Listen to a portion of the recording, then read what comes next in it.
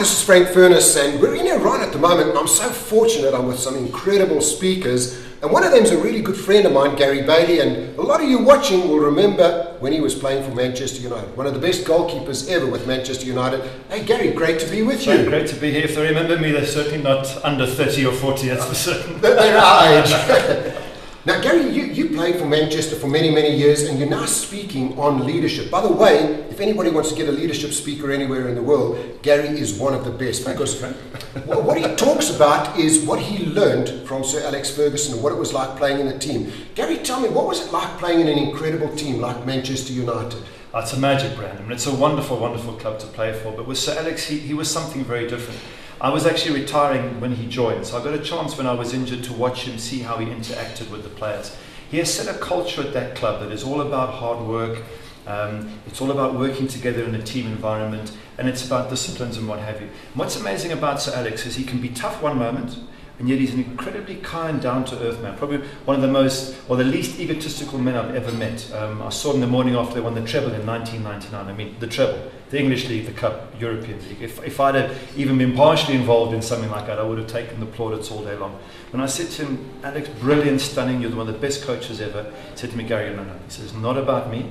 He said, weren't those players wonderful last night? So he's really down to earth. It's never about him. It's always about his staff and his team. And yet at the same time, he's not a softie. He can make a tough decision and say, David Beckham is not working for this team. He's not putting the team first. I'm selling him. And it's that wonderful combination that makes him so special. Now, your talk on leadership and the lessons you've learned from him, and by the way, Gary's book is also going to be out soon on the lessons on leadership. What is the name of the book, Gary? It's still to be defined yet, so the book will be out at Christmas time, but it basically looks at all what has made Alex so successful over the 20-odd years. And something else amazing about Sir Alex is his ability to adapt, because when I first met him in 1986, he was like a typical English manager of that era. We didn't have freedom of contract, so if he said jump, you jumped. You couldn't go anywhere else, and he could dock you 2 weeks' wages, and we didn't earn huge money, so 2 weeks' wages was a lot of money. So it was a very authoritarian type of approach. But then in the early 90s, with freedom of contract and the Bosman ruling, players could now leave. They could just get up and say, I'm not happy, I'm leaving. So you had to try a different approach. And he felt that controlling the team as an individual, as an authority, wouldn't work. So he got players like Giggs and Scholes and Roy Keane and Gary Neville to do his controlling. So it was a peer group control, not an authority type control. Right. And that's how he changed. A lot of the managers of his era didn't change and disappeared. Then there was another time he had to adapt, was he started buying more and more foreign players in about 2003, 2004, and he couldn't communicate clearly with them. You know, Spaniards, Argentinians, Brazilians, Portuguese. So he hired Carlos Queiroz as his number 2. And Carlos speaks about 6 different languages. Right. So once again, he had a different approach. So he's been adaptable all the way along, which is why he's one of the few managers to have lasted over 20 years. Now, Gary, people watching this, I'm sure there's many business leaders, managers over here. What 3 things do you think you took away that business leaders could use that you learned from Alex Ferguson? Well, I would certainly start with this ability to be tough and to be humble side by side.